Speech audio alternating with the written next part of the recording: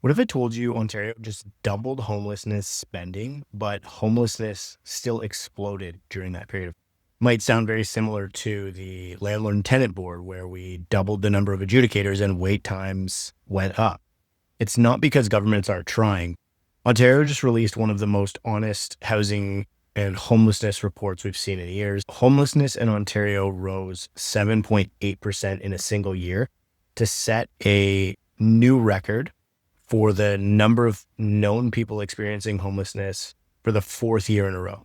And that number is up nearly 50% since 2021. And more than half of people experiencing homelessness are now chronically unhoused. At the same time, public spending passed $4 billion per year. So it's obviously not about underfunding anymore. Like many things when it comes to the government, it's about structure, bureaucracy, and waste. So municipalities are spending a lot more. The provincial government's spending more. Shelters are growing. Supportive housing budgets are growing, and yet homelessness is accelerating. And it's because we're pouring money into emergency response and treating the symptoms while the housing exits remain blocked. And so there's no permanent solution to this.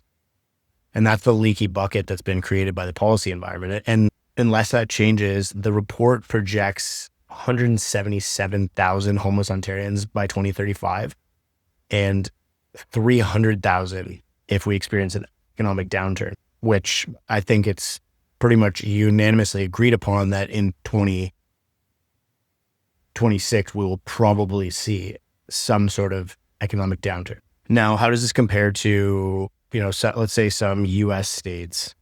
California is about 1,100 per 100,000. New York is about 470,000 per 100,000 people. Ontario's homelessness rate is kind of in between, closer to New York, approximately 570 people per 100,000. Texas would be on the lower end at just 90 people per 100,000. Ontario kind of sits in the middle tier, higher than most US states, but lower than many of the West Coast crisis zones. The problem is that Ontario's rate of increase is steeper than most comparable jurisdictions. California's homelessness rate grew about 30% in the same period of time, where Ontario's grew 50%. California also has some of the most habitable weather on Earth when compared to cold climate Ontario. Okay, let's get to the report here. If you want calm, data-driven housing analysis instead of political noise, hit the subscribe button. This is literally the exact reason my channel exists. Before COVID, homelessness in Ontario was high, but it was relatively stable. From 2016 to 2020, it rose at about 6% total, and then something broke. But from 2021 to 2025, homelessness jumped nearly 50%. And here's the key line from the report. Homelessness did not fall back after emergency programs expanded. And this tells us something important. This isn't a short-term crisis response failure. It's a legitimate break in the housing system, which a lot of the people who have been criticizing the government's response to excess demand driven by population growth, as well as failures in the housing supply chain and housing system, have been talking about for decades. And we're getting to the consequence layers of this broken housing system that we have in Canada, and especially in Ontario. And so once people fall into this, they're staying longer. Over 45,000 people in Ontario are now chronically homeless. That's 53% of everyone experiencing homelessness. And this is the most important stat in the entire report when you consider it in relation to how our whole housing system works. Because chronic homelessness is expensive from a public policy perspective.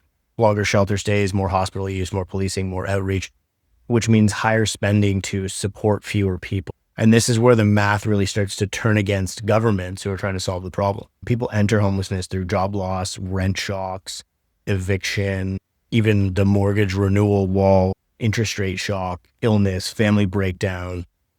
But the exits depend on one thing, and that's housing, right? Housing that people can afford to get back on their feet. And Ontario's right geared to income wait list now exceeds 300,000 households. Average wait time is over 5 years, and depending on the location, some people have waited over 16 years. So people cycle through shelters instead of exiting the cycle.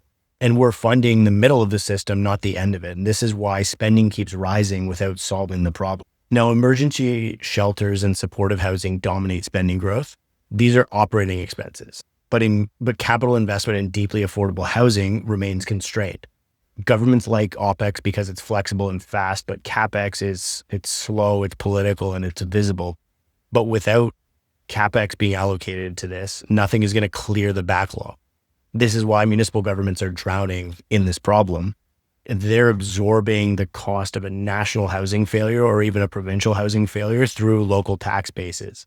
And a lot of these problems come from, the 5 years of pandemic policy where population growth was out of control. Hopefully we start to see that normalize now that Canada's population growth is coming down. Now, places like Toronto get a lot of attention when you talk about homelessness, but the growth is actually the fastest in northern and rural Ontario. Northern communities hold about 10% of homelessness with only 5% of the population. But why is this? It's tighter housing markets, less service infrastructure, long distances, limited exits, more volatility on the job curve. And so places like Toronto or the GTA can absorb pressures longer, but these smaller communities can't, which means that this problem is probably going to spread outward, not inward. Ontario has nearly 2,000 encampment sites now, and enforcement moves around them. They'll get people, they'll break one up and it'll shift somewhere else until it gets shut down, and then it'll go somewhere else. It just shuffles them around and takes them out of sight unless the public sees the same encampment over and over. And so it doesn't reduce homelessness. And the report is pretty clear that these encampments exist because our housing market is so broken and the housing exits, as they call it, don't exist. There are no places for people to go if they've gotten to the point where they can't afford housing. It's a very difficult hole to climb out of. And without some major solution to Canada's housing crisis, or especially Ontario's housing crisis, i.e. more affordable house prices, more affordable rents, better incomes, lower unemployment, etc., this isn't a problem that's going to get solved anytime soon. And so, the police can deal with the visibility of this, but they can't deal with the supply of it. And a 2035 projection should really terrify the municipal finance ministries. Under steady conditions, homelessness would double, but under a downturn, it would more than triple. And that assumes that funding doesn't get cut as a result of austerity measures that you typically would see during an economic downturn, like the one that I would say we're going through right now. And this is why this entire report matters. It reframes homelessness as a long-term fiscal liability for municipal governments, for taxpayers, especially people who pay property tax, because that's how municipal budgets are funded. And so it's not really a social issue alone. It's very much a math and finance issue, as well as all of the spin-off things that come with it: healthcare, justice, crime, emergency services. There's so many downstream and upstream considerations around this topic. If you want more deep breakdowns like this, by the way, charts included, join my newsletter or the Realist community. The links are in the description.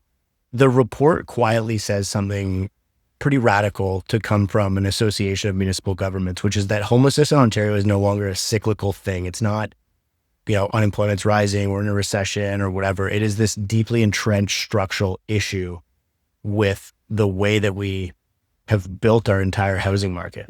Municipalities are doing more, they're spending more, they're absorbing more risk, and the system is still falling behind. And until housing exits are scaled and capital investment matches the inflow, and until governments stop treating shelters as solutions, this bucket is not going to stop leaking. And this is a problem that we're going to continue to see in our communities, in our cities, in the parks, in small communities and rural communities, and taxpayers are going to keep paying more for worse outcomes. Anyway, let me know your thoughts in the comments and hit the subscribe button if you want more housing analysis with no BS and no slogans. I think this is a problem that deserves a lot of seriousness. I think that this is a very good indication of the consequences of the policy decisions that we've seen made for the last 5 to 10 years at a federal level and a provincial level.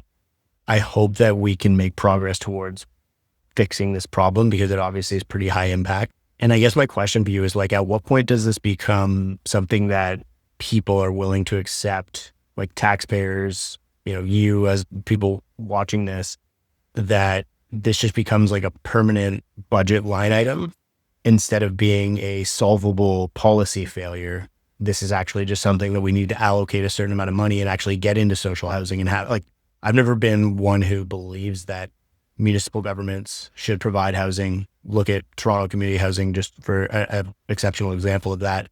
But, I hear a lot about it being executed well in places like Singapore or Austria or whatever. And I don't know if those places are more or less bureaucratic than Canada. I think that a lot of the things that in Canada get broken because we pad it with too much bureaucracy and we focus very little on results. We overspend and we underdeliver. And so my fear would be that if we were trying to solve it through CapEx and through government spending and the government getting in the business of housing, it might actually create more problems than it solves. But I'm curious to get your take. Do you think that the government should be stepping in, federal, provincial, municipal, whatever, and building and providing long-term homes or exits for people experiencing homelessness? And if not, what is it going to take to solve this problem? Anyway, thanks a lot for taking the time to watch this video. As always, I really appreciate it. And I'll see you again as soon as I can.